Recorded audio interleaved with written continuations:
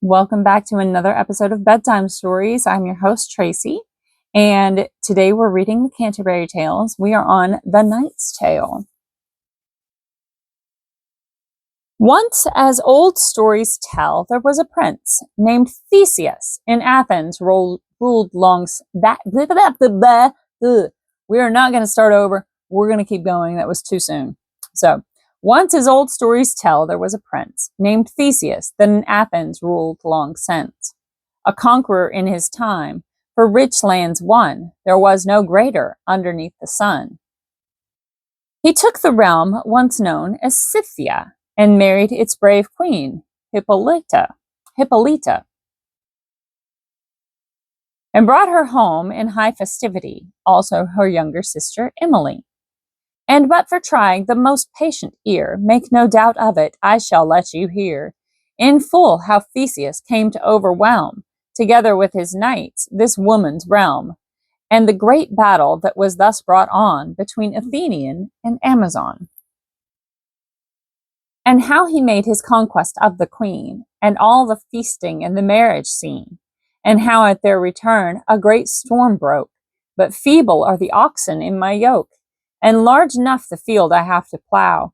These things I must forbear to tell for now. I won't deprive another of his turn. Each tell his tale, and let's see who can earn his supper at the tavern for his story. This Theseus coming home in all his glory, when nearly into town became aware, glancing from side to side, that kneeling there, right in the highway, as his troop rode through, was a company of women, 2 by 2. Each after each, and all were clad in black. But how they shrieked as if the sky would crack! Such cries that not a soul in all creation had ever heard an equal lamentation, and would not stop from shrieking out their pains till they had seized the conqueror's bridle reins. What company are you that so surprise my coming home with your distracting cries? Theseus demanded. Do you envy so my honors that you utter this great woe? Or have you been mistreated or offended? And tell me whether it can be amended, and why you have thus dressed yourselves in black. The eldest of them, after falling back into a swoon, her face so deathly pale, it was in truth a pitiable sight, said, Prince, whom fortune has been pleased to give triumph, and as a conqueror to live, your honor and your glory no wise grieve us. But we beseech you, pity and relieve us. Have mercy on our grief and our distress. Some drop of pity in your gentleness. On wretched women, I mean on us, let fall. For truly, Prince, not one among us all, but she has been a duchess or a queen, now wretches, as too plainly can be seen. Since fortune's fickle wheel, by which we fell, assures no lot it shall continue well. And in all truth, until you should appear in the temple of Goddess Mercy here, this fortnight we have waited hour by hour. Now help us, for it lies within your power. I, wretch, who weep and wail before you thus, once was the wife of King Capaneus, who was destroyed at Thebes. Cursed be the day, and all of us who blacken so your way, and raise such lamentation for your pity. We lost each one her husband at that city, and yet old Creon in his tyranny, confirmed in anger and iniquity, lord of the town, to show his fierce disdain on the dead bodies of our lords there slain, has in a single pile their bodies tossed, and will not suffer them at any cost buried or burned. But as they lie unkempt, he makes his dogs go eat them in contempt. And with that word they fell face down and cried, Pity us, wretched women, in your pride, and let our sorrow sink into your heart. This kindly prince, for all his conqueror's part, leapt from his horse straightway when they had spoken. He felt as though his very heart were broken, to see them in such pitiable state, who in their time had shone among the great. He took them in his arms to give them cheer, and drew them up, and made his good will clear, swearing his oath, as he was a true knight, he would so give an instance of his might, and would on Creon such a vengeance wreak, that people everywhere in Greece would speak, of how the tyrant had been so richly served, as one whose death had fully been deserved. And so at once, and with no more delay, he spread his banner and rode off straight away toward Thebes with all his army by his side. Nor into Athens would he wait to ride, nor take his ease as much as half a day, but camped that very night well on his way, and sent the queen to Athens, there to be with her beautiful young sister, Emily. The image of red Mars with spear and shield gleams from his banner on a broad white field, so that the meadows glisten all about, and by his banner his pinion ripples out. Of richest gold in which was worked complete the Minotaur that he had slain in Crete. So rode this prince, so rode this conqueror, among his knights the very flower of war, until at Thebes they drew up to alight, ranked in the field on which they meant to fight. But truly, to make short work of this thing, the tyrant Creon, who in Thebes was king, he fought and slew him bravely as a knight, in headlong battle, and put his troops to flight. And by assault he took the town thereafter, and broke down every wall and beam and rafter. And to the ladies he restored again the bones of all their husbands who were slain, to do the last rites that were then in use. When he had taken Thebes, this Prince Theseus, all night he rested in the field at leisure, and ravaged the whole country at his pleasure, ransacking the heaped bodies of the dead after the foe had been discomfited. The looters got to work with busy cheer, stripping the corpses of their clothes and gear. And so it happened in the heap they found, pierced through with many a grievous bloody wound, 2 young knights, side by side, their arms the same. Arcite and Palamon they were by name. Not quite alive and not quite dead they were, but by their armor the heralds knew them for 2 royal Thebans of 2 sisters born. Out of the heap the looters had them torn, and had them gently carried to the tent of Theseus, and he promptly saw them sent to Athens in a prison to be kept. For life no ransom would the prince accept. And so rode home the laureled conqueror, to live his life out in the spoils of war. And in a tower, in anguish and despair, no gold can set them free, the youthful pair. So passes year by year and day by day, till once it happened at the break of May, that Emily, who was fairer to be seen than lilies rising on their stalks of green, and fresher than the May when flowers are new, for she contended with the rose in hue, was dressed before the sun had shone his head, for a May night would have no slug abed. The season pierces every tender heart, and prods it out of slumber with a start, and says, "Arise, do service to the spring." It was no wonder then, remembering the honors of the season, she should rise and clothe herself, a marvel to the eyes. Her yellow hair was braided in a tress, behind her back, a yard long, I should guess. In the garden, as the sun rose on the town, as fancy pleased her, she walked up and down, plucked party-colored flowers, white and red, to make a delicate garland for her head, and like an angel sang a heavenly song. The castle tower, that was so thick and strong, the dungeon where the knights were kept for all their lives in prison, ran along the wall, where Emily enjoyed the air of May. Bright was the early sun and clear that day. And Palamon, with reason enough to grieve, rose, and by custom and his jailer's leave, strode up and down a room at such a height it brought the whole noble city into sight. The garden also, with its boughs of green, where Emily took her pleasure in the scene, the wretched prisoner pacing to and fro, protesting to himself his heavy woe. That ever he had been born, he cried, alas! And so it happened that his glance must pass right through a slit with thick bars studded well, until on Emily his vision fell. He paled and cried out, "Ah!" as if his heart had felt the sting, and Arcite, with a start, leapt up and said, "What made you fetch that breath? What ails you now? You look as pale as death."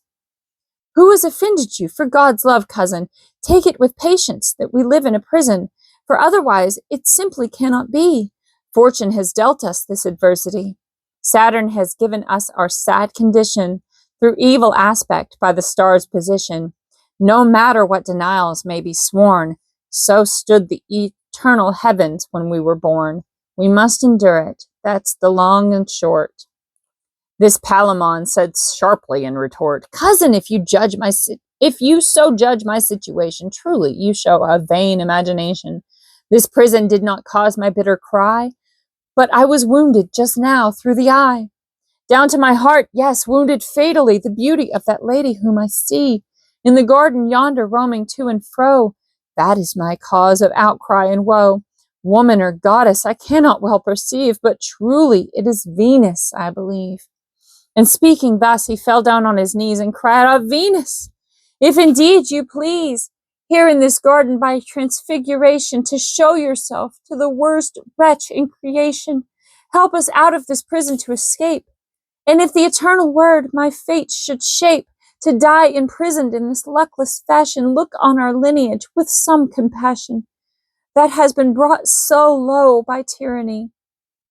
And with that word, our sight began to see the garden where the lady to and fro was walking, and her beauty hurt him so that if this Palamon was wounded sore, our sight was hurt as much as he, or more. And with a sigh he cried out piteously, "The freshness of her beauty suddenly has slain me. She who walks in yonder place, unless I have her mercy and her grace, at least to see her, I might as well be dead." This Palamon in answer frowned and said, "You mean in earnest, what I just now heard, or as a joke?" "In earnest, on my word, God knows," said Arcite, "I've no mind to joke." This Palamon wrinkled up his brows and spoke. "It would not make your honor any greater," he said, "if you were false or played the traitor. To me, your cousin, and your brother in oath, pledged solemnly and sworn as we are both, that never till death itself should part us two, for all the tortures men might put us through, should either of us in love forestall the other, nor any situation, my dear brother, but faithfully that you should further me as I should you, whatever the case may be. This was the oath you swore, and so did I. For certain as you'll never dare deny, you ought to help my purpose, past all doubt. And here you treacherously set about to love my lady, whom I serve and cherish, and ever shall until my heart must perish? Not you, false Arcite, let the truth be plain. I loved her first. To you I told my pain. To you, my confidant, as I said before, my brother through the solemn oath you swore, by reason of which you owe it as a knight to help me if it lies within your might, or else you are a traitor among men. This Arcite haughtily spoke back again, "You shall be called a traitor more than I. Traitor you are, and let me tell you why. By all the laws of love, I loved her first. What can you say? You don't know yet what burst upon your sight, a goddess or a woman. Your love is spiritual, and mine is human. And so to my sworn brother I spoke of her, but put it that your love was earlier. You must have often heard the wise old saw, what man can give a lover any law? Love's law, by all the wit in my brain pan, is greater than any given to earthly man. Hence man-made laws are over and over again, broken for love, and by all ranks of men. A man must love, although it cost his head. He can't escape it, not though he were dead. Whether she is a virgin, widow, or wife, besides you are unlikely all your life to win her favor, and no more shall I. In prison, unransomed, we are doomed to die. As the dogs did for the bone, so we contend, they fought all day for nothing in the end. For while they snarled so fiercely for their prey, there came a kite and bore the bone away. The old proverb holds with us. At court, my brother, each for himself must be the rule, no other. Love if you like, I love and ever shall. In sober truth, dear brother, that is all. In prison we must suffer and endure, and each must bide his chance. That much is sure. Great was the strife and long between these two, which but for time I could describe to you. But for the effect, it happened on a day. To tell it all as briefly as I may, a worthy prince, Pirithous by name, a childhood friend of Prince Theseus, came to Athens, where he often made a stay, for no two loved each other more than they. In truth, when one had died, as old books tell, his fellow went and sought him down in hell. For many years, Pirithous had known Arcite at Thebes, and now, through him alone, Theseus, in answer to his friendly plea, without a ransom, let Arcite go free. On promise that if Arcite should be found one instant ever, by day or night, on ground where Theseus ruled, a sword should have his head. So Arcite took his leave, and home he sped. How great a sorrow suffers Arcite now! Cold through his very heart he feels death plow. With groans and piteous cries he is distraught. To kill himself is his secret thought. Alas, he said, if only I had never been brought to birth, my prison is worse than ever, for I am doomed eternally to dwell, not now in purgatory, but in hell. Pirithous, on a black day we first met. Without you, I should be in Athens yet, in prison chained forever, but even so, I should have been in bliss and not in woe. The mere sight of her beauty whom I serve, although her grace I never may deserve, would well have answered and sufficed for me. Oh, my dear cousin Palamon, said he, yours is the triumph, truly, in this case. You may endure content your dungeon place. Dungeon? Not so, but rather paradise. Yours is the lucky turn of fortune's dice. You have the sight of her, and I the lack. And since false fortune often changes tack, and you a lusty knight whose worth is plain, sometime in your desire you may attain. But I, in barren exile and despair, no element, earth, water, fire, nor air, nor any creature of their composition may help or comfort me in my condition. I have good cause to die in hopelessness. Farewell, my life, my love, my happiness. Alas, why is it common to complain of God or fortune, who so often deign, hiding their foresight under many a guise, to give us better than we could devise?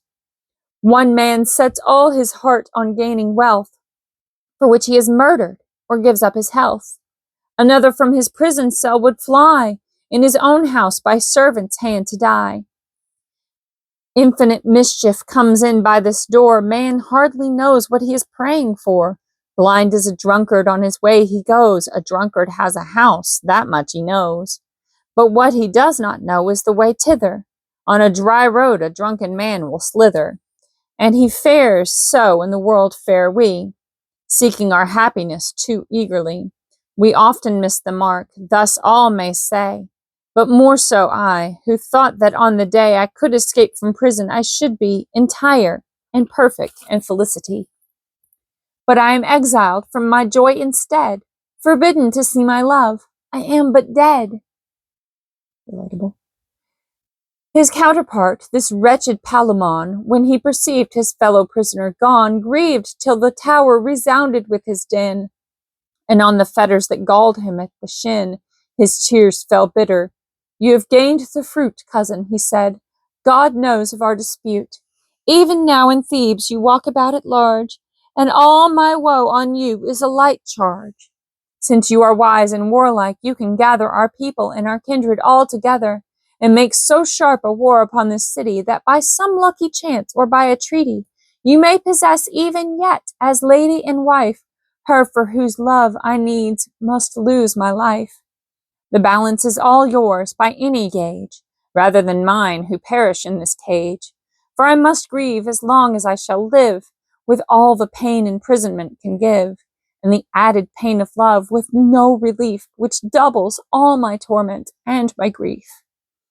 With that a jealous fire made him start, and wrung him with such fierceness at the heart, that his crazed face as pale was to behold as boxwood, or as ashes, dead and cold. O cruel gods, on whom it is conferred to bind the world in your eternal word, and in your adamantine adamantine tables right, the edicts of your everlasting might. In what esteem, he cried out, do you hold man more than sheep who cower in their fold? A man like any other beast is slaughtered, and in a prison likewise he is quartered. He suffers illness and misfortune's blows, and many times is innocent, God knows. What reason is there in this providence that tortures and torments our innocence? This makes my grief a still more bitter brew. Man to his duty must be always true. For God's sake, he must put curbs on his will, while beasts may freely all their lusts fulfill. And when a beast is dead, he has no feeling. But man, though dead, must go on weeping and wailing. Although in this world he was pinched and pained, beyond a doubt as has been so ordained. I leave the answer to theology, but in this world is found such misery. For here a thief or serpent in the grass brings many a true man to an evil pass, and yet goes free to wander at his leisure, while I must be in chains through Saturn's pleasure. And Juno's jealous madness, who destroyed the blood of Thebes and left it well nigh void, and cast the broken walls down waste and wide, now Venus kills me from the other side, for bitter jealousy and for my fear of him, my cousin, whom I once held dear. The summer passes, and the nights grow long, doubling the pains that were already strong, both in the lover and the prisoner. I do not know which one was wofuller. For Palamon faced his perpetual doom to chains and fetters in his narrow room, to lie in prison till he should be dead, and Arcite, with a sentence on his head, must dwell forever in exile among men, and never see his lady's face again. You lovers, here's a case to ponder on. Which of these two, Arcite or Palamon, has the worse lot? For one can every day look on his lady while he pines away in prison, while the other can ride free, and yet his lady never more shall see. Judge as you like, decide if you can, for I shall tell my tale as I began.